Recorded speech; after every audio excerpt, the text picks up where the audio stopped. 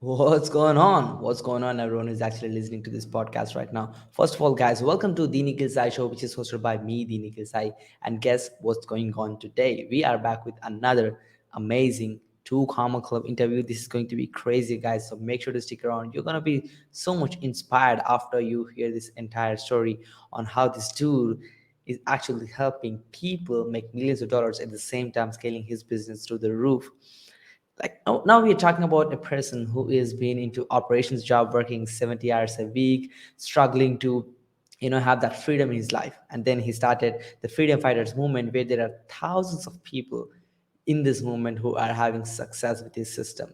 So let's not waste any time. This dude is very familiar in the ClickFunnels community. He is multiple 2CCX winner. He got so many 2 Comma Club awards. So let's not waste any time, and actually let's welcome Blake Newbar, CEO at blakenewbar.com. Hey, Blake.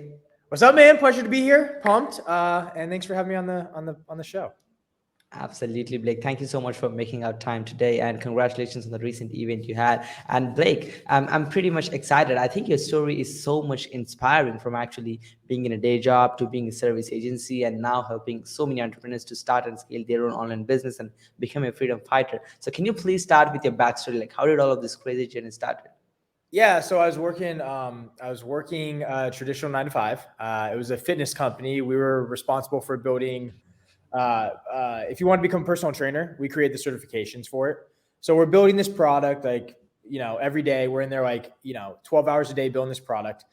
9 months go by, we build this entire thing. We hand it over to the marketing department. They just could not sell it. Like, I didn't know anything about marketing. I didn't know funnels, sales messaging, offers, any of that crap. I didn't know anything, literally zero. And Mm-hmm. it just became frustrating. So, one day I went home staring at the ceiling fan, frustrated why we couldn't sell our products, because I thought the marketing department would know how to sell it, but unfortunately they didn't. But it was an opportunity in disguise, because it gave me the ability to kind of stumble upon this internet marketing stuff. Home one day, was on Facebook, ran across an ad from Russell Brunson, who I didn't know at the time was Russell Brunson. Really didn't know much about him. He launched a software called ClickFunnels probably a year before I found him. And it was basically this ad that caught my attention. And long story short, I was like, this is how we're going to sell our fitness products is by using sales funnels. So I ran into the office, I pulled like an all-nighter, watched this, and ran into the office, started sketching out my first ever funnel. And the Mm-hmm. marketing department's like, what are you doing? And I was like, I think I know how we're going to sell this thing. We're going to use what's called a sales funnel. And no one really knew what a sales funnel was yet, but it was kind of like an opportunity to try a new strategy, a new tactic on how to sell what we, spent 9 months building. So build out this webinar funnel. I still at this time had no idea what I was doing, but we built out this webinar funnel, and I go to the marketing department. I say, hey, like, just launch ads to it. I'm going to handle the funnel side of things or whatever. And next thing you know, we have people showing up to this webinar. They register, they show up. We launch the offer, and no one bought. Not a single person purchased this entire thing. So I'm over here looking like an idiot now, because what I thought was going to work didn't work. And now we're kind of back at square one. So I remember I was so frustrated at that experience. I walked outside right after the webinar, kind of like just brushed off some steam. And then I had this like Mm-hmm. really, really pathetic idea. And I was like, let me walk back in and see if we got any sales. So I went over to my computer, I clicked on the refresh button, and sure enough, we made our first sale for $797 or whatever. And it blew my mind. Like this whole funnel stuff worked, right? Because the whole time I'm thinking like it doesn't work really, like we all become very skeptical when something doesn't go our way the first time. And what you quickly realize is that that's not how business works. You're going to fail your face off many times before you find your success. And it was at that moment I realized the power behind sales funnels. So I walked in the office the next day, I quit my job, and I ventured out on this opportunity to learn everything I could about marketing, science of selling stuff using the internet and sales funnels and offers and all this great stuff. And I never looked back. And that was kind of my humble beginnings. Yeah, absolutely, Blake. Yeah, what an entire story. Absolutely. I think this is inspiring a lot of entrepreneurs who are actually starting with funnels in your business and you're getting stuck. You really need to admit the fact that you're going to face failure, and you should be ready. You should be excited to fail and fail forward. Yeah. Absolutely, Blake. Love it.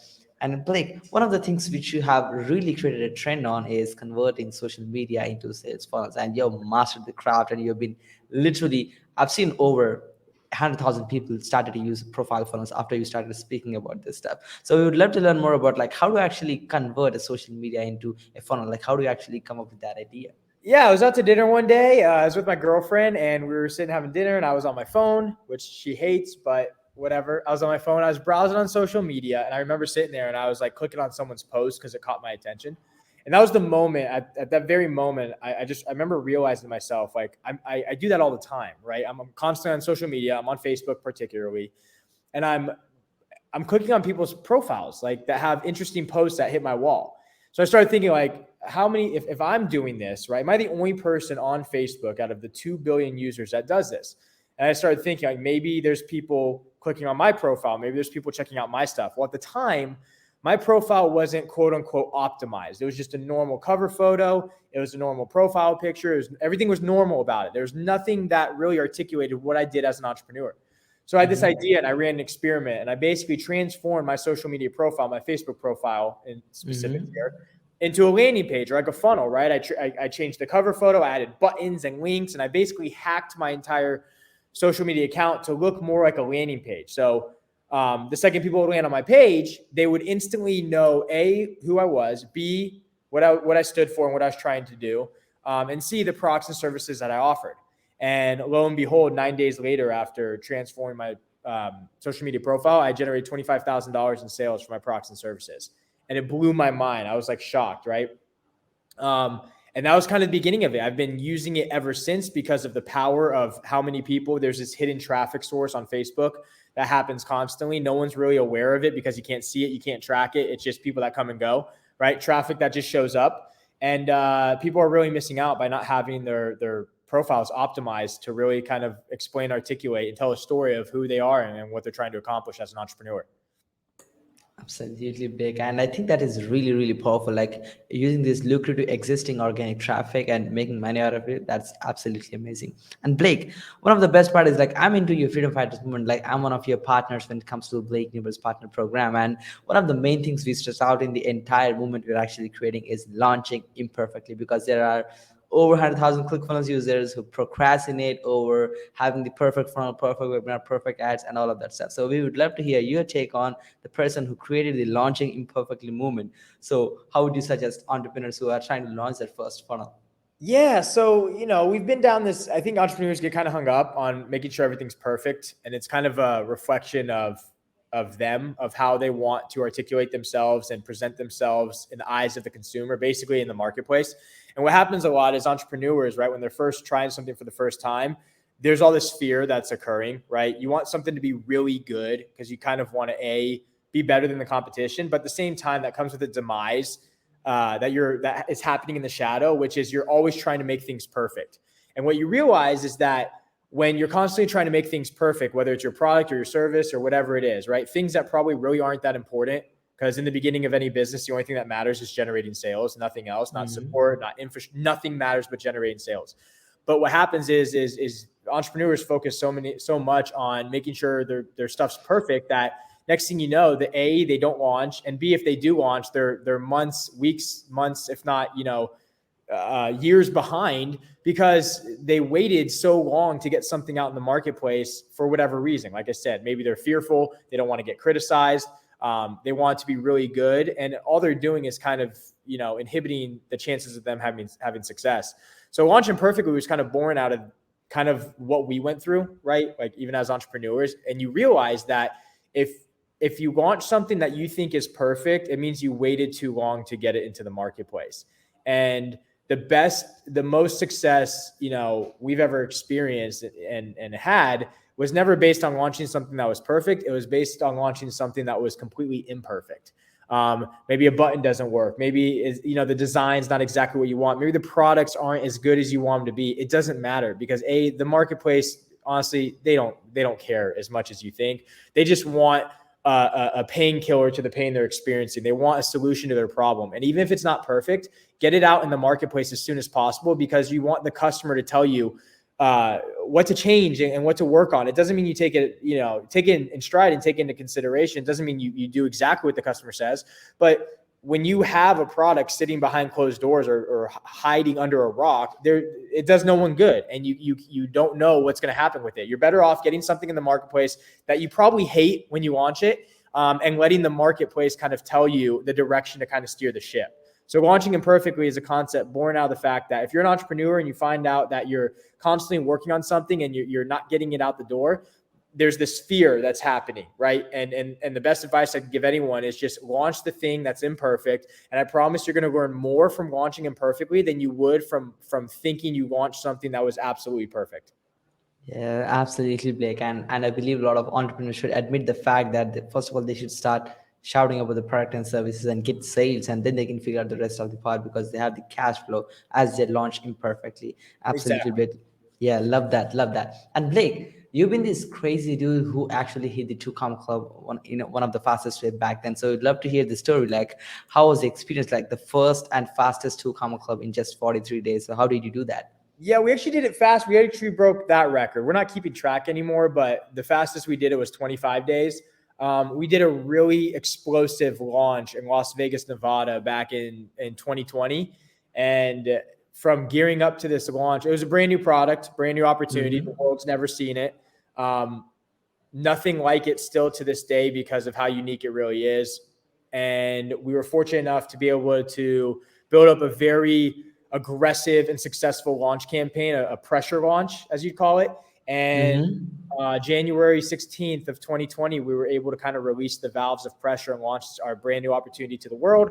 25 days later, we generated $1 million in sales from it. So you get to see it's hard to you can show someone the end result. It's hard to show them the madness that goes into getting that end result. So, the world sees $1 million in 43 days or $1 million in 25 days, but what they don't see is what it really takes to get that. And that was the most fun we've ever had. It's also the most stressful situations you'll be in. It's the most bipolar your emotions will ever be, but it's also the thing that makes you feel alive. So it was a really unique launch we did in Las Vegas, brand new product, brand new opportunity, completely unique to anything ever seen before. And yeah, we were able to do $1 million in 25 days. So it was a truly unique and humbling experience.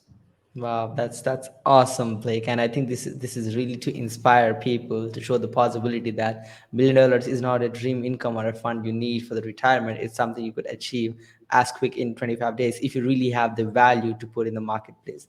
Absolutely, Blake. Love it.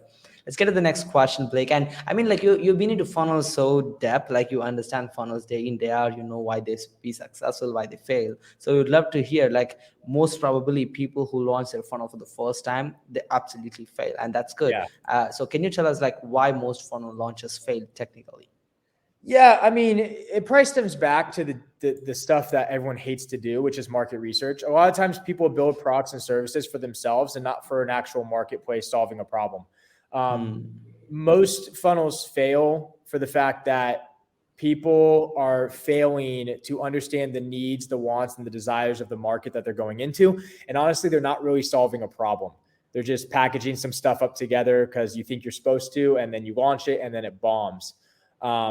So I think a lot of people focus on the funnel first, which is actually the last piece of the puzzle. You should be focusing on the message and the offer, right? You should be focusing on answering one very specific question, which is, what is a pain I can kill from customers I want to deal with on a daily basis?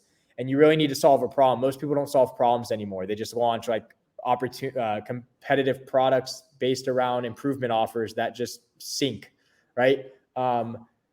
People think you need to get into software because everyone's doing it, and they launch stuff that no one wants. It comes down to the fact that you need to solve a truly unique problem for your market, and then learn how to get aggressively loud at getting people to hear about that problem. People can create an offer, they can create a message, they even get their funnel up, and then they realize they can't get people to view their stuff. They die on traffic.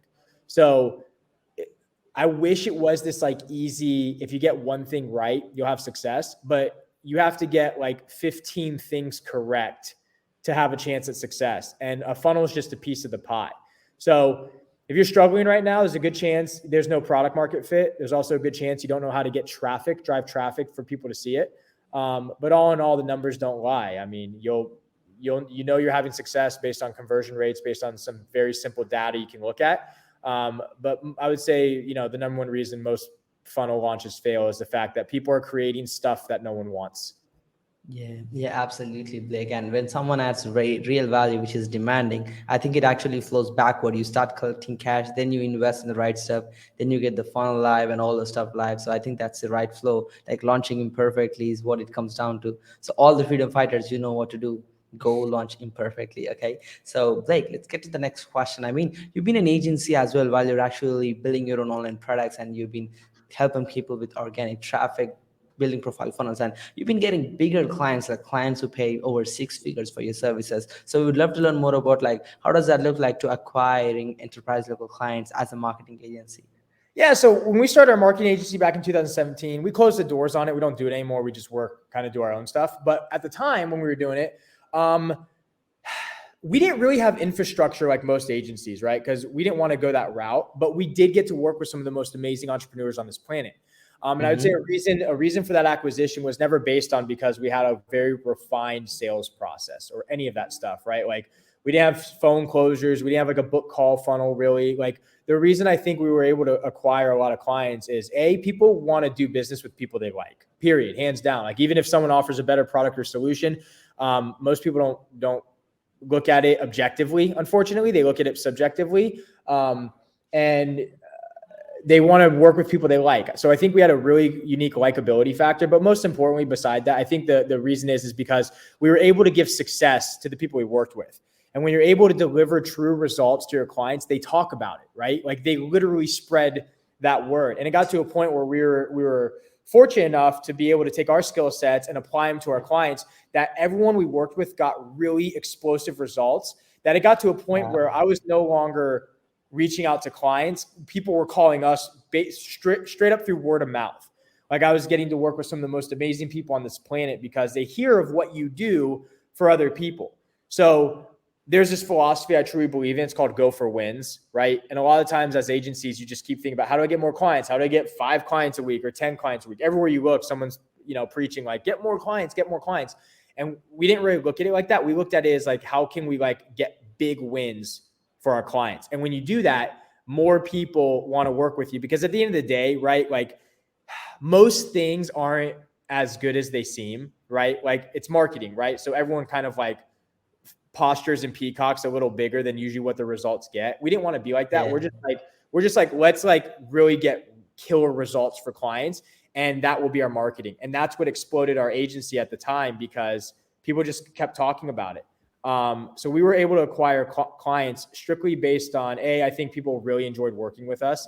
And they probably enjoyed working with us a lot for the simple fact that when you did, you got results. And like, I don't say that lightly. Like there's times where like, dude, our funnels fail all the time. Like it just happens. But when we worked with clients, we made sure that if you invested in us, it was a guarantee you were going to get a return on your investment, hands down. And that type of mentality spreads like wildfire, and people call you left and right to want to work with you after that.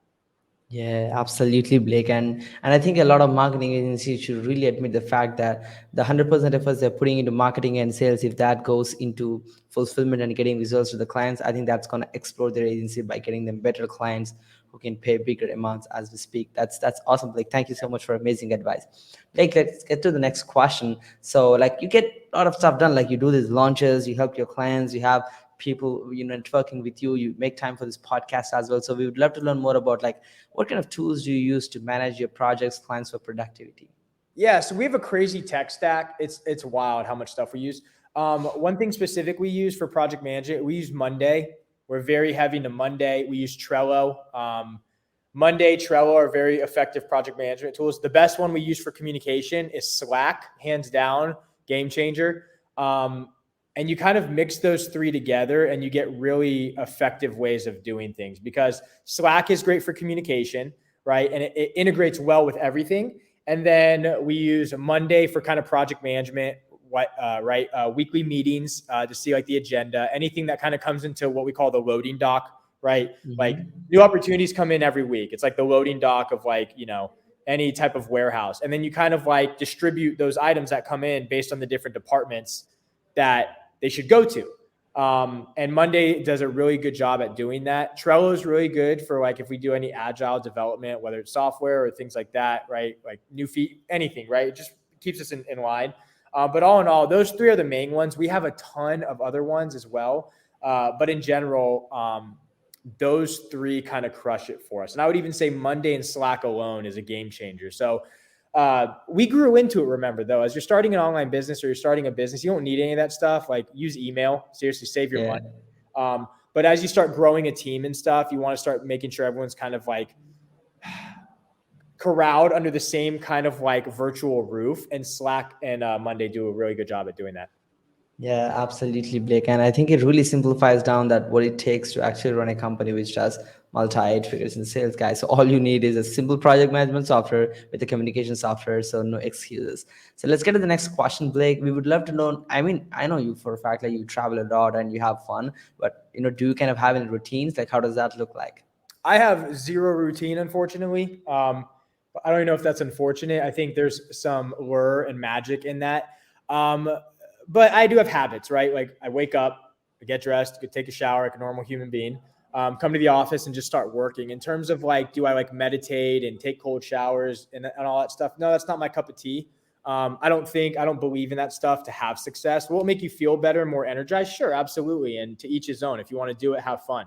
But it's not why you're successful, right? Like having a daily routine, it helps organize people that could be a little more disorganized if they didn't have it. And that's not like a cut down or anything, right? Because I tried the daily routine, it just didn't work. But it's very simple. I operate like a normal person. I get out of bed, I do what you do in the morning, and then I come to the office and just start grinding out stuff.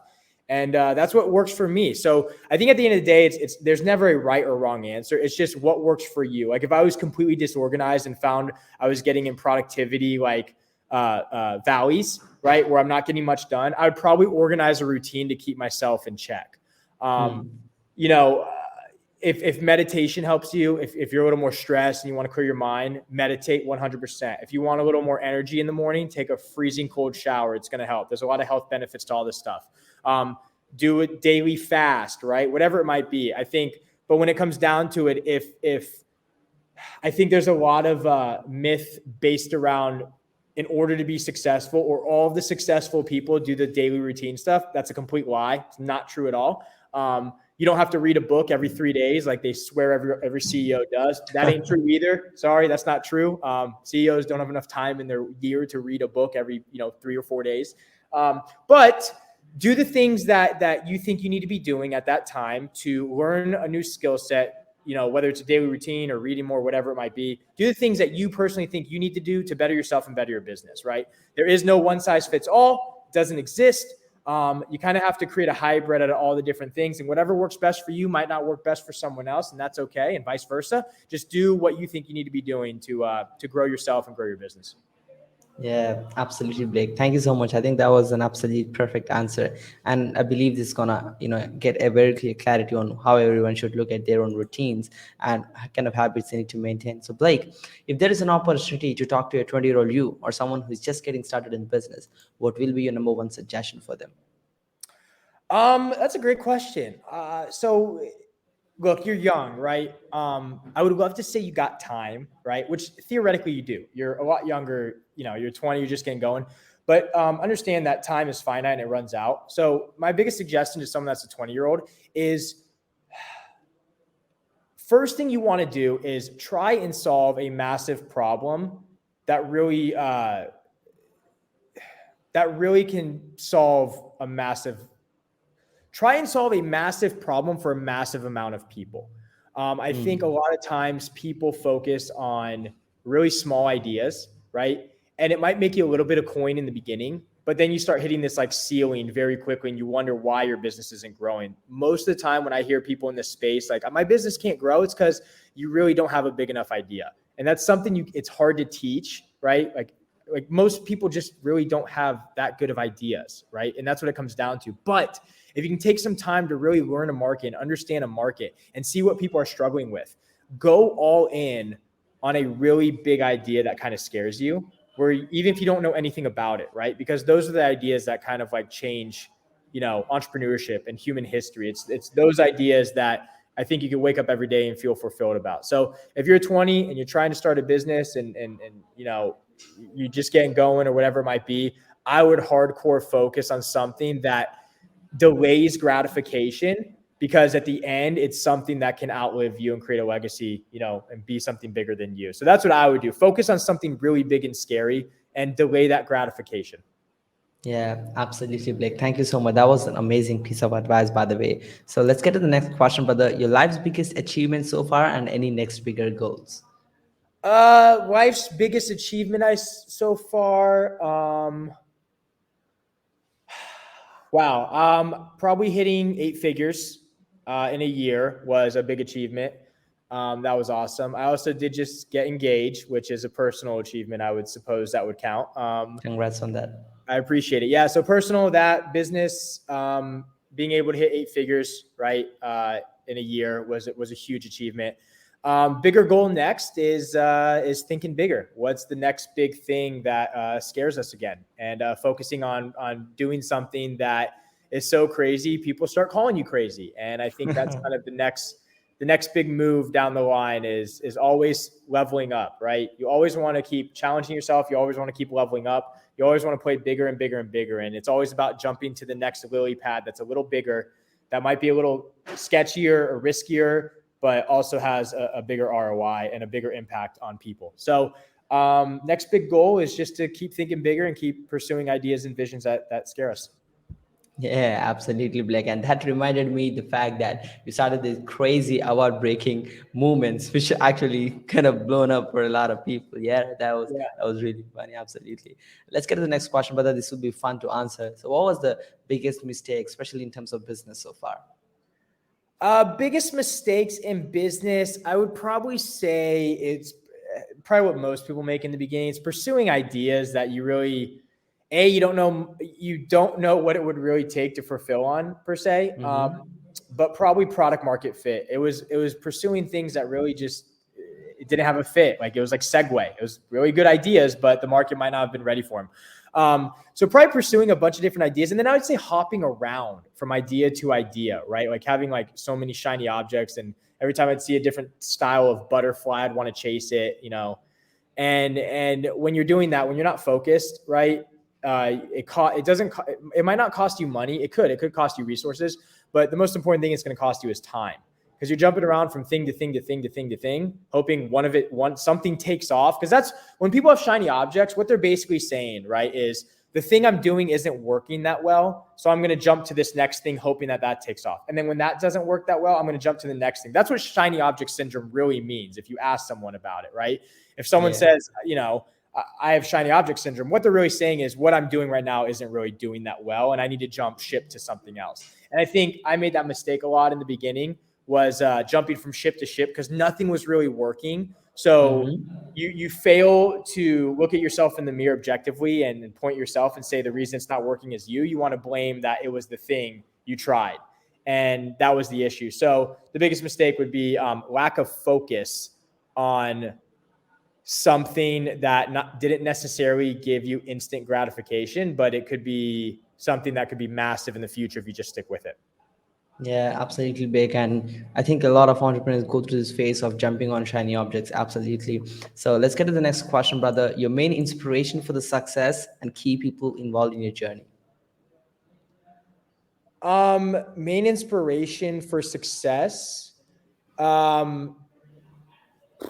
Gosh, I would love to say legacy, but that's not it, because, once I'm dead, I don't even know if I had a legacy. Neither does anyone else.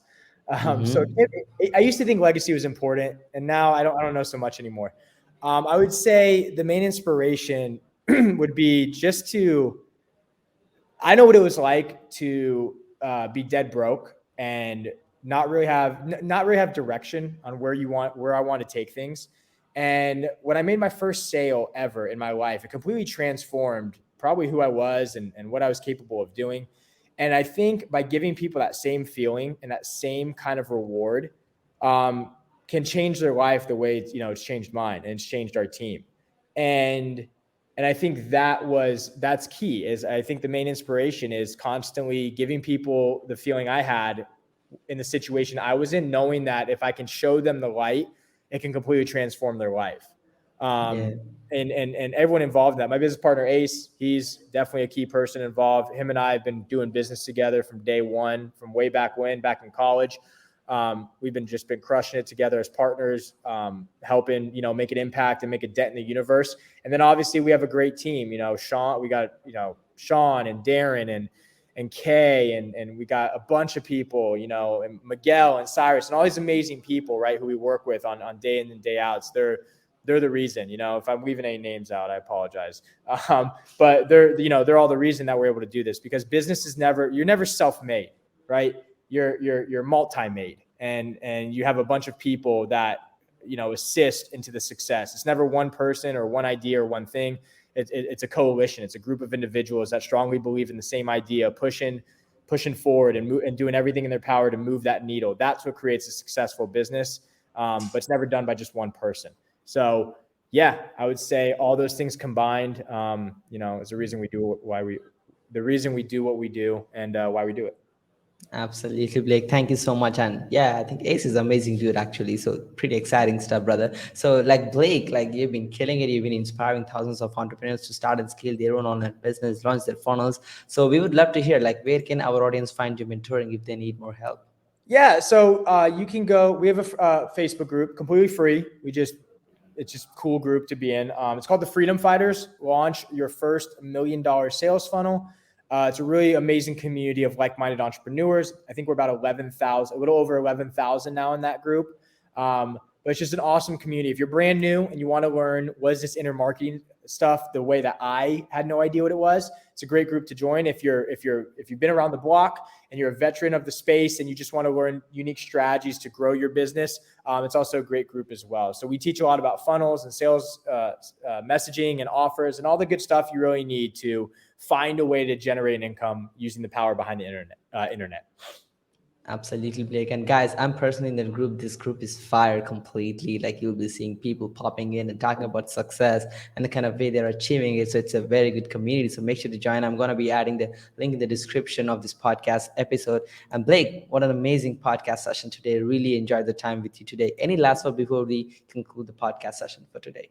Yeah, I mean, first off, thanks for having me. Pleasure is always mine to be here. It's always, humbling to be able to, be on the show and be on the podcast. I appreciate it. To anyone watching, look, if things aren't going your way, because I know how it is, right? The majority of people are always trying to find ways to find success. And unfortunately, the majority is not kind of, it's the minority that seem to find their way, right? And I was there, so I understand. So if you're feeling any pains of starting a business and you don't know where to look or pains of growing a business, the best advice I'd give is just hang in there, right? The most successful people on this planet are the ones that just never gave up. And I'm not saying you're going to figure out what to do next, but I am saying you're going to figure out what not to do. And if you figure out what not to do enough times, you're going to find the recipe for success. So keep following your dreams, keep working hard, stay dedicated, right? Live a life of true fulfillment. And whatever it is that makes you happy, right? Whether it's waking up every day and doing nothing, or waking up and seeing your loved ones, or building a business of your dreams, just stick with it. And if you stick with it long enough, you're going to become better at it. And if you become better at it, you're going to find a way to make it work the same way that we were able to do it. So stick with it, work hard, stay dedicated. And I promise you, you will find a way to have success with whatever it is you're trying to accomplish. Other than that, really appreciate you having me. It was awesome to be on the show. Absolutely, Blake. Yeah, thank you so much. I mean, that was a golden advice in the end, guys. So make sure to launch imperfectly and stay consistent on what you're working on. And again, once again, Blake, thank you so much for this amazing opportunity. It was really great having you on, and it was absolute pleasure with the value you've actually delivered in the show to your state, and actually the massive impact you are creating with the Freedom Fighters movement. We really love that. And guys, hopefully who actually watched the podcast so far, make sure to join the free Facebook group, Freedom Fighters, launch your first $1 million funnel. That's an amazing community to be in. And if you need any more help, make sure to join the group and post in the group, and you will definitely have good people replying back. And stay tuned for the next interviews, guys. I'm going to be coming back with another amazing 2 Comma Club Award winner. This is me, Nikhil Sai, and Blake Newbar, signing off for today. Peace out. Thank you.